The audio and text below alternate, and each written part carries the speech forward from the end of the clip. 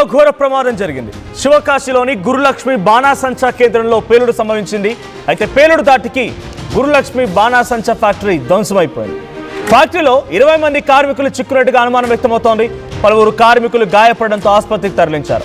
ఫ్యాక్టరీలో పేలుడు తాటికి సమీపంలోని 8 ఇళ్లు ధ్వంసమైపోయాయి. భారీగా బాణాసంచా పేలుడుతో సహాయక చర్యలకు కూడా ఆటంకం కలిగింది. మంటల్ని ఆర్పేందుకు ఫైర్ సిబ్బంది శ్రమిస్తూ ఉన్నారు. గత ఏప్రిల్లో కూడా పలుమార్లు ఇటువంటి విధంగానే పేలుడు సంభవించి సుమారుగా 25 మంది మరణించారు. సో రీసెంట్ శివకాశి ఇన్సిడెంట్ అంటే గురులక్ష్మి ఫ్యాక్టరీ, గురులక్ష్మి అనేటువంటి బాణాసంచా ఫ్యాక్టరీలో ఈ ప్రమాదం జరిగింది. ఒక పవర్ఫుల్ ఎక్స్ప్లోజన్ చోటు చేసుకుంది అక్కడ. సో ప్రజెంట్ 23 మంది అందులో చిక్కున్నట్టు తెలుస్తోంది. 23 మంది అందులో చిక్కున్నారు. సో ఆ 23 మందిలో కూడా ప్రజెంట్ సిచ్యువేషన్ కొంత ఆ లోపల ఉన్నారు అని అనుమానం వ్యక్తం అవుతుంది. బయట నుంచి ఫైర్ సిబ్బంది మంటలు నారుతున్నారు. బట్ అక్కడ ఏం జరిగింది అనేది ఇంతవరకు ఇక్కడ కూడా అధికారికంగా బయటకు వెల్లడించలేదు. సో గతంలో కూడా ఇటువంటి మాదిరిగానే అక్కడ సిచ్యువేషన్ మొత్తం కూడా ఎక్స్ట్రీమ్గా మారింది. సో ఎక్స్ట్రీమ్గా మారినటువంటి సిచ్యువేషన్లో అప్పుడు బ్లాస్ట్ జరిగితే 25 మంది మరణించారు. సేమ్ ఇదే మాదిరిగా ఏప్రిల్లో 25 మంది చనిపోయారు. సో నిన్న కూడా అరౌండ్ 3:20 PM 3:20 సమయంలో 19th ఏప్రిల్ రోజున జరిగినటువంటి సంఘటన. అప్పుడు 25 మంది మరణానికి గల కారణము అక్కడ జరిగిన ఇన్సిడెంట్లో అక్కడ ఉన్నటువంటి ఒక కత్తనర్పట్టి విలేజ్లో శివకాశిలోని విదుర్నగర్ జిల్లాలో ఈ ఘటన చోటు చేసుకుంది.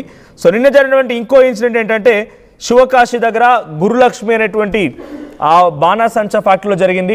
తమిళనాడులోని శివకాశి బాణాసంచా ఫ్యాక్టరీలో ఎప్పుడు కూడా నిర్లక్ష్యం కనబడుతూ ఉంటుంది. అయితే దానివల్లే ఇటీవల కాలంలో అనేక ఘోరమైనటువంటి ప్రమాదాలు సంభవించినట్టుగా అధికారులు గుర్తించారు. 2026 ఏప్రిల్ 19 తేదీన అంటే ఎగ్జాక్ట్ ఒక 2 నెలల క్రితం శివకాశి సమీపంలోని సర్వైకారన్ పట్టి ఆ చోట ఒక జరిగిన భారీ పేలుడు 25 మంది మరణానికి కారణమైంది. 2025 అక్టోబర్ 12న కూడా పెత్తాలుపట్టి వద్ద జరిగిన పేలుడు 3 కార్మికులు మృతి చెందారు. 2025 జూలైలో కూడా శివకాశి జరిగిన మరో ప్రమాదంలో 5 కార్మికులు సజీవ దహనమయ్యారు. 2012 సెప్టెంబర్న జరిగినటువంటి ముదిలిపట్టిలోని ఓం శక్తి ఫైర్ వర్క్స్ ఫ్యాక్టరీలో అప్పుడు జరిగిన అతిపెద్ద ప్రమాదం సుమారుగా 40 మంది ప్రాణాలు కోల్పోయారు.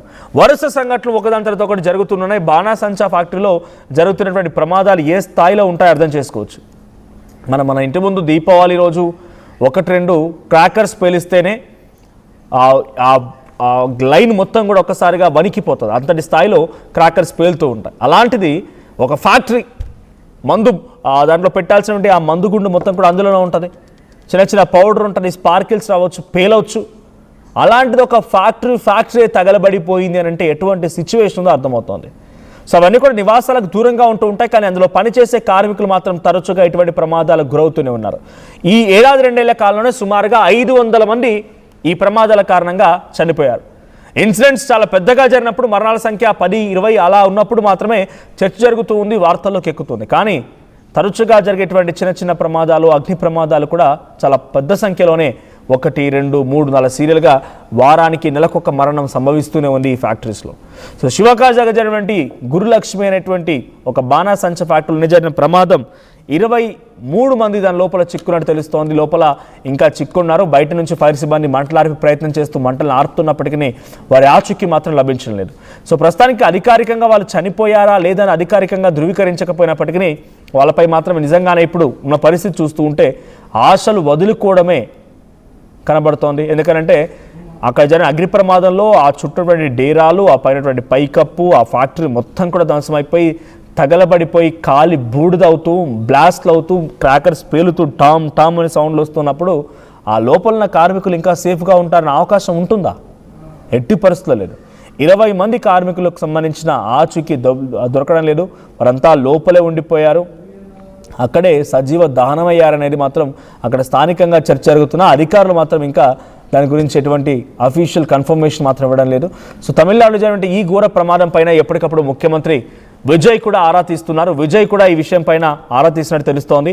సో ఆయన కూడా ఈ రీసెంట్ డేస్లో అప్కమింగ్ డేస్లో నెక్స్ట్ అక్కడికి వెళ్ళి సందర్శిస్తానని కూడా ఆయన ఒక హామీ ఇచ్చినట్టు తెలుస్తోంది. శివకాశి జరిగినటువంటి ఈ వరుస అగ్ని ప్రమాదాలు, బాణాసంచ ఫ్యాక్టరీలో పేలుడుకు సంబంధించి సేఫ్టీ ప్రికాషన్స్ ఎలా ఉన్నాయి ప్రత్యక్షంగా ఆయన వచ్చి చూడాలనుకుంటున్నట్టుగా విజయ్ కూడా అనౌన్స్ చేసినట్టు తెలుస్తుంది. అట్ ది సేమ్ టైం ఇక్కడ ముమ్మరంగా గాలింపు చర్యలు కూడా చేపట్టండి. అట్ ది సేమ్ టైం ఎటువంటి ప్రమాదాలు జరగకుండా తక్షణ చర్యలు తీసుకోవాల్సిన అవసరం ఉందంటూ కూడా ఆయన ఒక కీలక ప్రకటన చేసినట్టు తెలుస్తోంది. బట్ ఇక్కడ జరిగినటువంటి వరుస ప్రమాదాలు ఈ స్థాయిలో ఉన్నాయంటే ఎటువంటి సిచ్యువేషన్ అర్థం చేసుకోండి. సో ప్రజెంట్ అక్కడ జరుగుతున్నటువంటి సినారియో మొత్తం కూడా చాలా ఎక్స్ట్రీమ్గా మారిపోతుంది. రోజు రోజుకి మరణాలు అంటే చిన్న గాయం, ఒక అగ్గిపుల్ల అంటుకుంటేనే చర్మం ఏదో ఒకసారిగా కాలిపోయి మనం అమ్మో అన్నట్టుగా చేయంతా విలువిల్లాడుతూ ఉంటుంది. అలాంటిది ఒంటిపైన అన్ని బాంబు బ్లాస్ట్ అవుతూ ఉంటాయి. తర్వాత అక్కడటువంటి ఆ స్పార్కిల్స్ వస్తూ ఉంటాయి. ఆ మందు, బాంబులో పెట్టాల్సినటువంటి ఆ మందు, ఆ పౌడర్ అంతా కూడా కాలిపోతూ ఉంటుంది, శరీరాలపై పడుతుంది, శరీరాలు కాలిపోతూ ఉంటాయి. చాలా భయంకరమైనటువంటి పరిస్థితి అక్కడ తలెత్తుతూ ఉంటుంది. అటువంటి సిచ్యువేషన్ అన్నిటిని దాటుకొని ప్రజెంట్ అక్కడ అన్ని సేఫ్టీ ప్రికాషన్స్ పాటించాలి అన్నప్పుడు అటువంటి ప్రమాదాలు దాటుకునే అవకాశం ఉంది. సేఫ్టీ ప్రికాషన్స్ పాటించడం, సేఫ్టీ ప్రికాషన్స్ని పక్కా తూచా తప్పకుండా ఇంప్లిమెంట్ చేయించే విధంగా అధికారులు ఉన్నప్పుడు ఇటువంటి ప్రమాదాల నుంచి బయటపడడానికి స్కోప్ ఉంటుంది. సో శివకాశిలో జరిగినటువంటి గురు లక్ష్మి అనేటువంటి ఒక బాణాసంచ ఫ్యాక్టరీలో జరిగిన ఈ పేలుడు సంఘటన ఇప్పుడు తమిళనాడు వ్యాప్తంగా చర్చ జరుగుతోంది. సుమారుగా 20 మంది కార్మికుల యొక్క ఆచూకీ లభించడం లేదా లోపల చిక్కుని సజీవ దహనమై ఉంటారనేది చర్చ జరుగుతోంది. కానీ అధికారికంగా మాత్రం ఇంకా కన్ఫర్మేషన్ రావడం లేదు.